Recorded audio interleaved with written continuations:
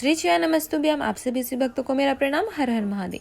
28 मार्च 2023 मंगलवार को गुरुजी पंडित प्रदीप जी मिश्रा द्वारा कोटेश्वर धाम बदनावर में वाची जा रही पंच दिवसीय श्री पंचपुष्प श्री महाप्राण की कथा के 5वें दिन की कथा आज पूर्ण हो चुकी है। और इस पंचपुष्प श्री महाप्राण की कथा में गुरुजी ने पहले दिन पारिजात के पुष्प, दूसरे दिन कनेर के पुष्प, तीसरे दिन मंदार के पुष्प, चौथे दिन समी के पुष्प और आज कथा के 5वें दिन गुरुजी ने धतूरे के पुष्प की जानकारी दी। इसके साथ ही गुरुजी ने धतूरे के पुष्प को शिव जी पर कैसे समर्पित करना चाहिए, कहाँ समर्पित करना चाहिए और धतूरे के पुष्प को समर्पित करने से उसका क्या फल महादेव प्रदान करते हैं, इसके साथ साथ और भी बहुत सारी अन्य जानकारियाँ शिव महापुराण की जानकारियों का वर्णन गुरुजी ने पंचम दिन की कथा में किए हैं, जिसका वर्णन हम आपको आज की इस वीडियो में करेंगे। ताकि पंच दिवसीय पंचपुष्प श्री महाप्राण की कथा के पंचम दिन की कथा आपसे छूट गई हो, विराम दिवस की कथा आपसे छूट गई हो, आप नहीं सुन पाए हो, तो आज की इस वीडियो से आपको कथा की सारी जानकारी प्राप्त हो जाएगी। साथ ही इस छोटे से वीडियो से आपको पंचम दिवस के कथा को रसवादन करने का फल, उसका पुण्य भी आपको प्राप्त हो जाएगा। साथ ही अगर आप कथा को टीवी पर, फेसबुक पर या यूट्यूब पर कहीं पर से भी सुनते हो और अगर कथा को सुनने के बाद आप गुरुजी द्वारा कथा में बताए गए श्री महापुराण की इन विशेष बातों को स्मरण रखते हो, उसे अपने जीवन में उतारते हो, उसका पालन करते हो, तो श्री महापुराण की कथा कहती है कि आप निश्चित ही शिव तत्व को प्राप्त कर सकते हो। साथ ही कथा में श्री महापुराण की कथा में गुरुजी द्वारा बताए गए श्री महापुराण के इन विशेष उपायों को करके आप भगवान भोलेनाथ की कृपा, उनका आशीर्वाद प्राप्त करके अपने जीवन के सारे दुख, तकलीफ, कष्टों को दूर कर जीवन में आनंद और सुख की प्राप्ति कर सकते हो। और ऐसे ही आज की कथा में गुरुजी ने धतूरे के पुष्प का वर्णन करते हुए मनोकामना पूर्ति, धन प्राप्ति, रोगों से मुक्ति वाले 5 नए उपायों का वर्णन किया, जिसकी जानकारी भी हम आपको आज की इस वीडियो के अंत में देंगे। साथ ही आपको इन उपायों को करके भी दिखाएंगे कि आपको ये उपाय करना कैसे है, ताकि आप आसानी से उपाय को समझ सके और उपाय को करके मेरी महादेव की कृपा, उनका आशीर्वाद प्राप्त कर अपने जीवन के सारे दुख तकलीफों को दूर कर सके। तो चलिए वीडियो को शुरू करते हैं। शिव महापुराण की पहली जानकारी। कथा को शुरू करते हुए गुरुजी ने बताया कि स्त्री कहती है कि मैं अकेली हूँ, पुरुष कहता है कि मैं अकेला हूँ। तो गुरुजी ने बताया कि शिव महापुराण की कथा कहती है कि मृत्यु लोक में जन्म लेने के बाद से आपकी मृत्यु तक भगवान भोलेनाथ आपके साथ सदैव रहते हैं, आप अकेले कभी नहीं होते। शिव महापुराण की दूसरी जानकारी। गुरुजी ने कहा कि आपके जीवन में कष्ट हो, तकलीफ हो, तो आपको महादेव की नगरी उज्जैन में होने वाली कथा का रसवादन अवश्य करना चाहिए। साथ ही गुरुजी ने कहा कि वर्ष में कम से कम एक बार तो आपको उज्जैन जाकर महाकाल बाबा के दर्शन अवश्य करना चाहिए। गुरुजी ने कहा कि आपके जीवन में कितना भी कष्ट हो, तकलीफ हो, कितना भी संकट में आपका जीवन निकल रहा हो, आप महादेव की नगरी में पहुंचते ही शिव महापुराण की कथा कहती है कि आपके जीवन में मंगल होना प्रारंभ हो जाता है। आपके जीवन से सारे रोग कष्ट महादेव अपना कर ही आपको उन सारी कष्टों से दूर कर ही आपको आपके घर वापस भेजते हैं। शिव महापुराण की तीसरी जानकारी। गुरुजी ने बताया कि शिव महापुराण की कथा कहती है कि दोपहर के बाद तोड़ी हुई बेलपत्री शिव जी स्वीकार नहीं करते। बेलपत्री आपको सुबह से लेकर दोपहर तक ही तोड़ना होता है। चतुर्थी, अष्टमी, नवमी, द्वादशी, चतुर्दशी, अमावस्या, पूर्णिमा और संक्रांति, इन सभी तिथियों में भी आपको बेलपत्र नहीं तोड़ना चाहिए। गुरुजी ने कहा कि भूलकर भी आप इन तिथियों में बेलपत्र ना तोड़े। शिव जी इस दिन तोड़े हुए बेलपत्री को स्वीकार नहीं करते हैं। साथ ही गुरुजी ने अपनी पहले की कथाओं में जानकारी दिए थे, बताए थे कि आपको सोमवार को भी बेलपत्री नहीं तोड़ना चाहिए। अगर आपको सोमवार को मेरे शिव जी पर बेलपत्र चढ़ाना है, आपकी कोई विशेष व्रत या पूजन हो, तो आपको बेलपत्री मेरे शिव जी पर चढ़ानी हो, तो आप रविवार को ही बेलपत्री तोड़कर रख सकते हैं और फिर सोमवार को उसे शिव जी पर समर्पित कर सकते हैं। शिव महापुराण की चौथी जानकारी देते हुए गुरुजी ने बताया कि अगर आप पशुपति व्रत कर रहे हो, सोमवार का व्रत कर रहे हो या कोई अन्य विशेष तिथि, पूजन या व्रत कर रहे हो और आप रविवार को या उसके पहले दिन बेलपत्री तोड़ना भूल गए, अगर आपके पास सोमवार को बेलपत्री नहीं हो तो भी आपको बच्चों से कहकर सोमवार को बेलपत्री नहीं तोड़वानी है, बल्कि आपको उनसे कहना है कि वो मंदिर जाकर शिव जी पर चढ़ी हुई बेलपत्र लेकर आ जाए और फिर आप उस बेलपत्र को साफ पानी से अच्छे से धोकर अपने व्रत में, अपने पूजन में उसका प्रयोग कर सकते हैं। जैसे कि शिव महापुराण की कथा कहती है कि ये 3 चीजें कभी बासी नहीं होती। पहला है गंगा का जल, दूसरा है कमल का पुष्प और तीसरा है बेलपत्र। आप शिव जी पर चढ़े हुए बेलपत्र को धो धो कर चढ़ाते रहिए, वो कभी बासी नहीं होती है। 5वीं शिव महापुराण की जानकारी। गुरुजी ने बताया कि शिव महापुराण पर चढ़ाया गया कोई भी प्रसाद आपको रात भर नहीं रखना चाहिए।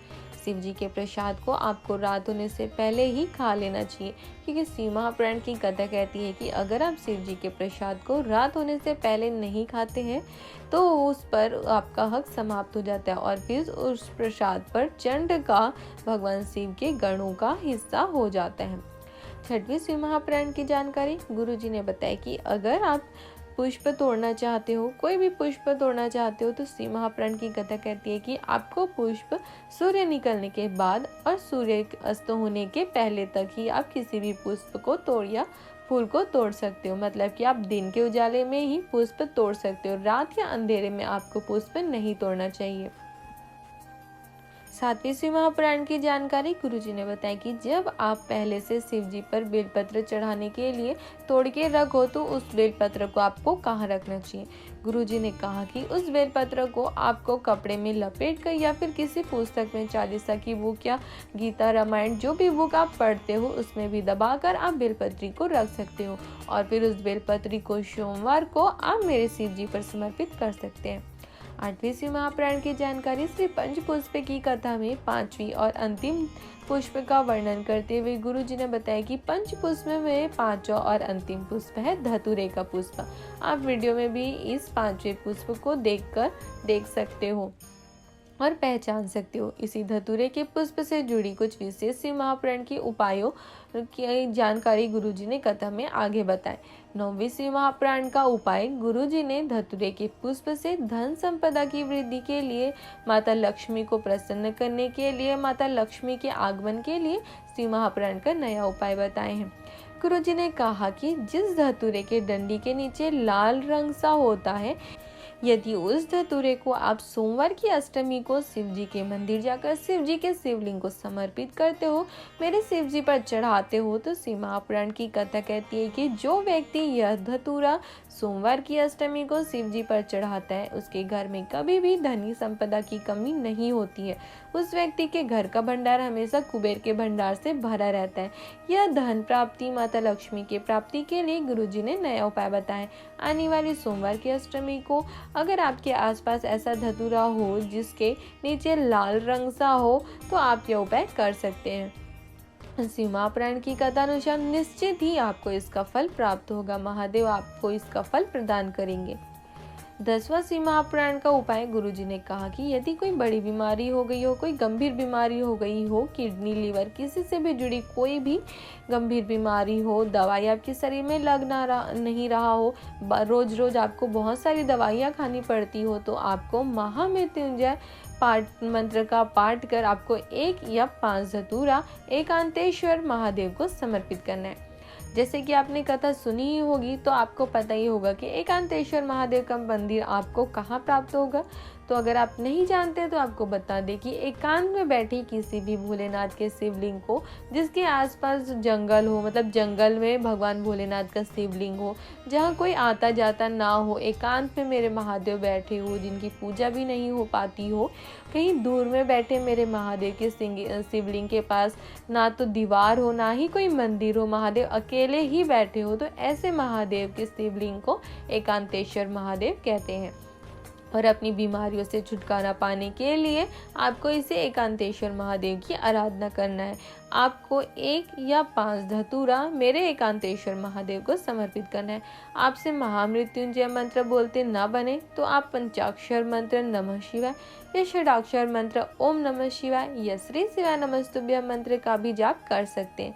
इस उपाय को करते समय जब आप धतूरा समर्पित करें तो आपको स्मरण होना चाहिए कि वो धतूरा की डंडी में लाल रंग सा होना चाहिए, यानी कि आप वीडियो में भी देखकर समझ सकते हैं, धतूरे के पेड़ को देख सकते हैं। यह उपाय आप कभी भी और किसी भी दिन कर सकते हैं। 11वां शिव महापुराण का उपाय पंचपुष्प के 5वें पुष्प के उपाय का वर्णन करते हुए गुरुजी ने बताया कि शिव महापुराण की कथा धतूरे के पुष्प को मनोकामना पूर्ति के लिए शिव जी के शिवलिंग पर समर्पित करने के 2 स्थानों का वर्णन करती है।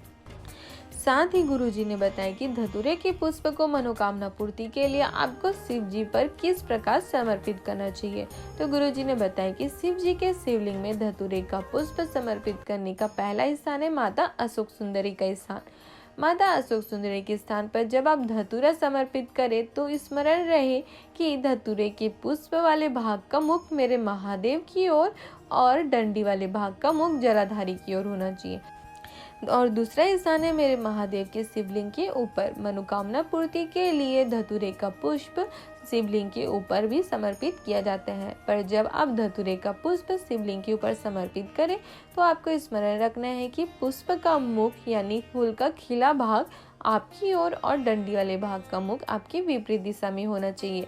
शिव महापुराण की कथा कहती है कि जब आप धतूरे के पुष्प को शिव जी के शिवलिंग पर इन 2 स्थानों में से किसी भी स्थान पर अपनी मनोकामना मेरे महादेव से कहकर समर्पित करते हो तो आपकी सारी मनोकामना मेरे भोलेनाथ पूरी कर देते हैं। शिव महापुराण की कथा कहती है कि जिस प्रकार आप मेरे भोलेनाथ को उनकी प्रिय चीज धतूरे का पुष्प समर्पित करते हो तो मेरे महादेव भी आपको आपकी प्रिय कामना को पूरी कर देते हैं, आपको प्रदान कर देते हैं। अब आप मेरे महादेव के इतने प्रिय पुष्प को धतूरे के पुष्प का उपाय कर रहे हैं तो यह उपाय भी आपको मेरे महादेव की प्रिय तिथियों को यानी कि सोमवार को या प्रदोष के दिन या मासिक शिवरात्रि को जो हर महीने पड़ती है या सोमवार की अष्टमी को ही करना है। आप किन्हीं भी विशेष तिथि को आप अपनी मनोकामना पूर्ति के लिए धतूरे का पुष्प मेरे महादेव को समर्पित कर सकते हैं और उसका फल प्राप्त कर सकते हैं। 12वीं शिव महापुराण की जानकारी देते हुए गुरुजी ने बताया कि महादेव के एक और प्रिय पुष्प कनेर का पुष्प है, जिसका वर्णन गुरुजी ने पंचपुष्प कथा के दूसरे दिन बताए थे। गुरुजी ने बताया कि जब आप शिव जी के शिवलिंग पर कनेर के पुष्प को समर्पित करते हैं तो कनेर के पुष्प के डंडी वाले भाग का मुख आपकी ओर और पुष्प के खिले हुए भाग का मुख आपकी विपरीत ओर होना चाहिए। इस प्रकार से कनेर के पुष्प को आपको शिव जी के शिवलिंग के ऊपर समर्पित करना चाहिए। 13वीं शिव महापुराण का उपाय का वर्णन करते हुए गुरुजी ने कहा कि जब आपके घर में क्लेश हो, बहुत ज़्यादा लोगों में क्रोध हो, लोगों को बहुत ज़्यादा गुस्सा आ रहा हो, आपके घर में किसी सदस्य को बहुत ज़्यादा गुस्सा आ रहा हो, बहुत झगड़ा हो रहा हो, लड़ाई हो रही हो, घर में अशांति फैल गई हो, घर की शांति चली गई हो, तो आपको धतूरे का यह उपाय करना है।